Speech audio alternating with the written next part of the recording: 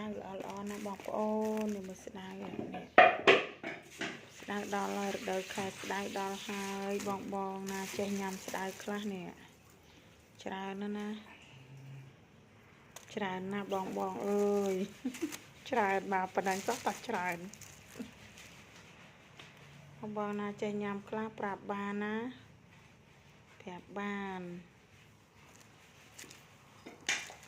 នេះខែហ្នឹងសបោឲ្យដល់ហើយអត់សូវល្វីងទេតែឆ្ងាញ់ហើយស្ដៅនេះស្ដៅតែមានស្លឹកតិចឆ្ងាញ់ទេបងចង់ញ៉ាំអាចតម្លាក់លេខតម្លាក់ទីតាំងមកស្អាតអត់ខាងមើលក៏ដឹងតំណងដែរតំណងម្លេះទេស្ដៅនេះការស្អាតណា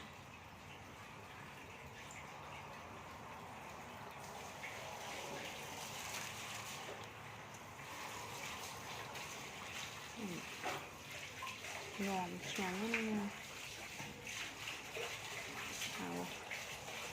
ឈ្ងុយស្ដៅ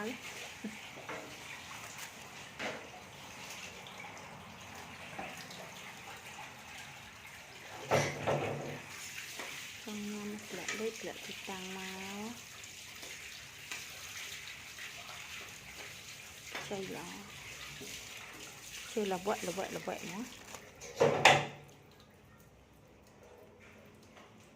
ឆ្ងាញ់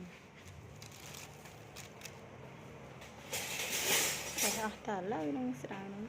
បូកអស់តើឥឡូវចង់ញ៉ាំតម្លាក់លេខតម្លាក់ទីតាំងមកហើយមកបេះខ្លួនឯងអរគុណបងវីដេអូមានតែប៉ុណ្្នឹងទេ